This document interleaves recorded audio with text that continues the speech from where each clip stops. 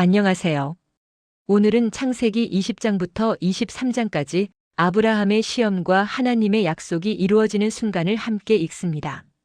말씀을 들으시는 동안 하나님께서 여러분의 마음에도 새로운 믿음과 위로를 주시길 바랍니다.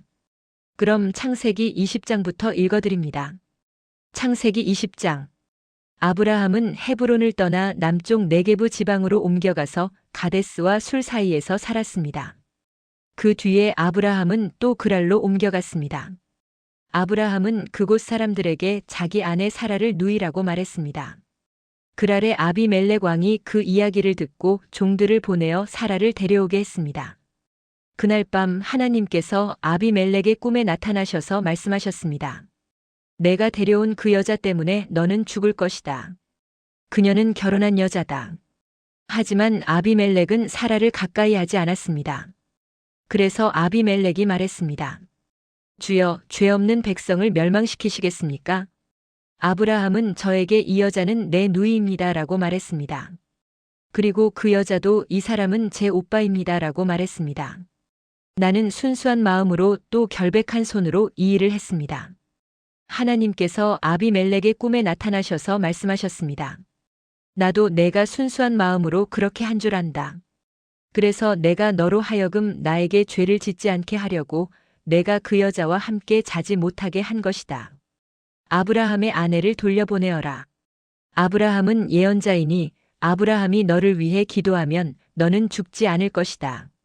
하지만 사라를 돌려보내지 않으면 너는 죽을 것이며 너의 모든 가족도 죽을 것이다.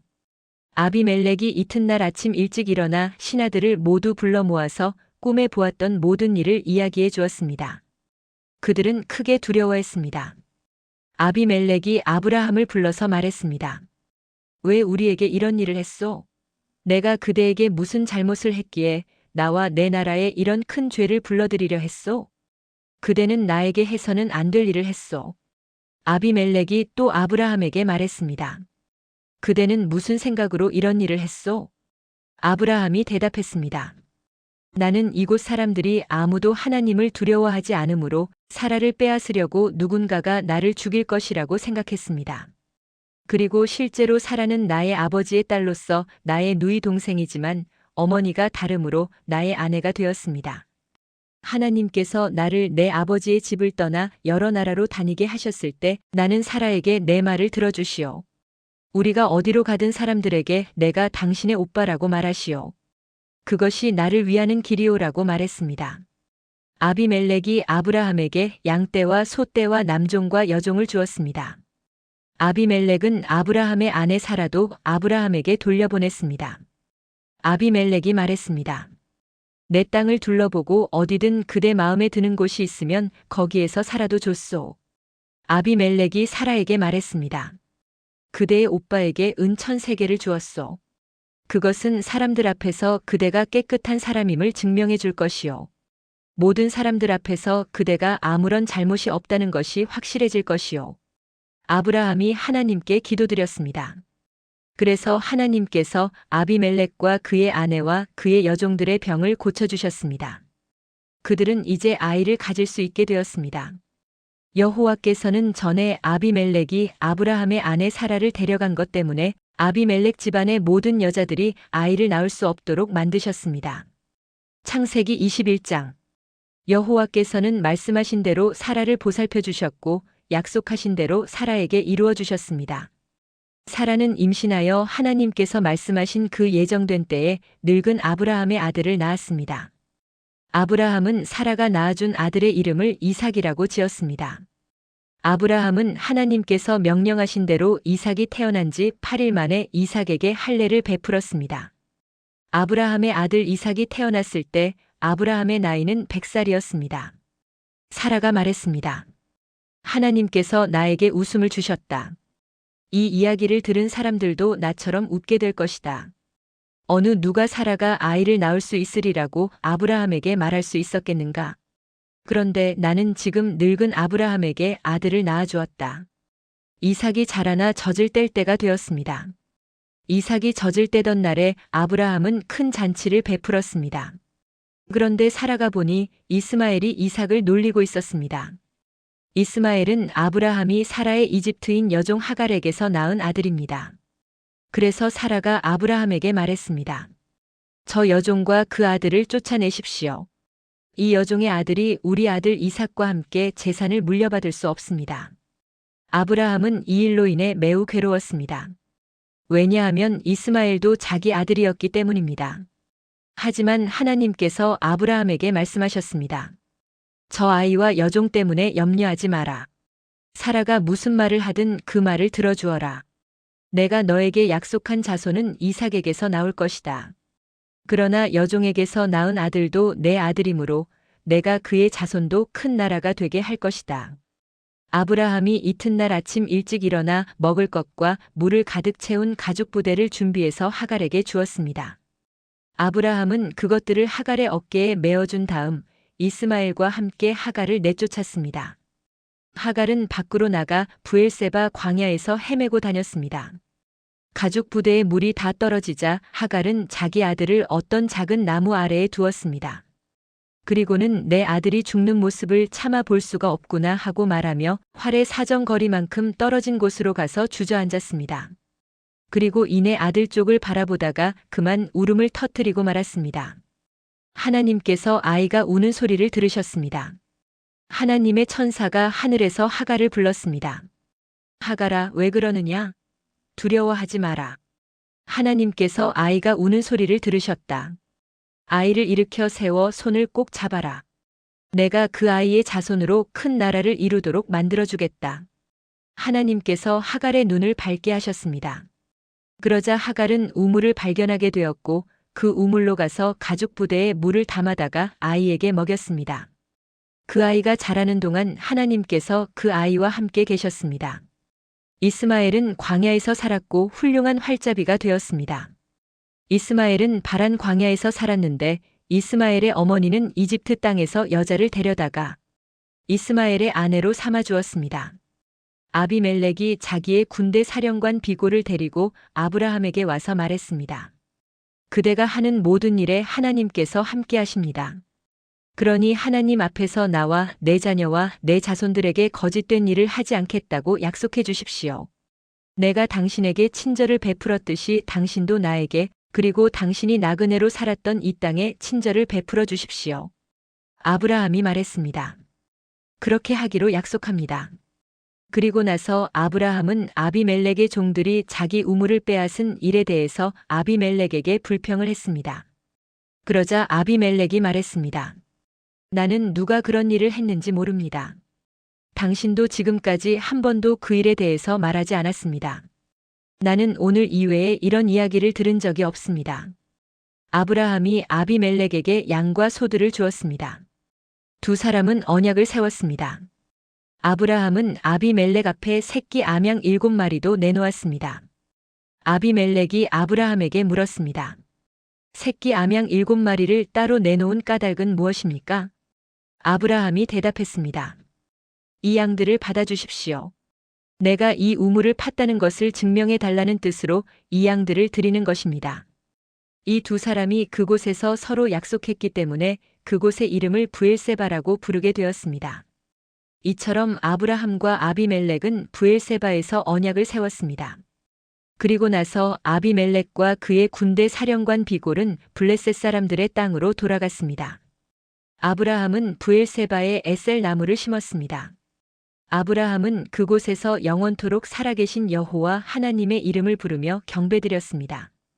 아브라함은 블레셋 사람들의 땅에서 오랫동안 나그네처럼 살았습니다. 창세기 22장. 이 일들이 있은 뒤에 하나님께서 아브라함의 믿음을 시험하셨습니다.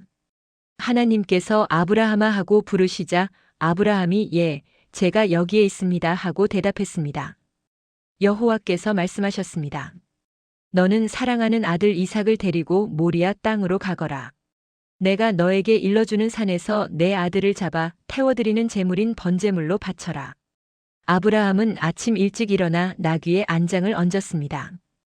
아브라함은 태워드리는 제사인 번제에 쓸 장작을 준비한 다음에 이삭과 두 종을 데리고 길을 떠났습니다. 그들은 하나님께서 일러주신 곳으로 갔습니다. 3일째 되는 날 아브라함이 눈을 들어보니 멀리에 그곳이 보였습니다. 아브라함이 자기 종들에게 말했습니다. 나귀와 함께 이곳에 머물러 있어라. 내 아들과 나는 저쪽으로 가서 예배를 드리고 돌아오겠다. 아브라함은 태워드리는 제사인 번제에 쓸 장작을 자기 아들에게 지게 했습니다. 아브라함은 불과 칼을 챙긴 후 아들과 함께 걸어갔습니다. 이삭이 아브라함을 불렀습니다. 아버지, 아브라함이 왜 그러느냐? 하고 대답했습니다. 불과 장작은 있는데 번제로 바칠 양은 어디에 있습니까? 하고 이삭이 물었습니다. 얘야, 하나님께서 번제로 바칠 양을 준비하실 것이다. 아브라함이 대답했습니다. 아브라함과 그 아들은 함께 길을 걸었습니다. 그들은 하나님께서 일러주신 곳에 이르렀습니다. 아브라함은 그곳에 제단을 쌓고 장작을 버려놓은 다음 자기 아들 이삭을 묶어 제단 장작 위에 올려놓았습니다. 그리고 나서 칼을 들어 자기 아들을 죽이려 했습니다. 그때에 여호와의 천사가 하늘에서부터 그를 불렀습니다. 아브라함아, 아브라함아. 그러자 아브라함이 예, 제가 여기에 있습니다라고 대답했습니다. 천사가 말했습니다. 내 아들에게 손대지 마라. 아무 일도 그에게 하지 마라. 내가 하나밖에 없는 아들을 아낌없이 바치려 하는 것을 내가 보았으니 내가 하나님을 두려워하는 줄을 이제 내가 알았노라. 아브라함이 눈을 들어 살펴보니 나무에 뿔이 걸려있는 순양 한 마리가 보였습니다. 아브라함은 그 양을 잡아다가 자기 아들 대신에 하나님께 번제물로 드렸습니다. 이 일 때문에 아브라함은 그곳의 이름을 여호와 이레라고 불렀습니다. 그래서 지금까지도 사람들은 여호와의 산에서 준비될 것이다라는 말을 합니다. 여호와의 천사가 두 번째로 하늘에서 아브라함을 불렀습니다. 천사가 말했습니다.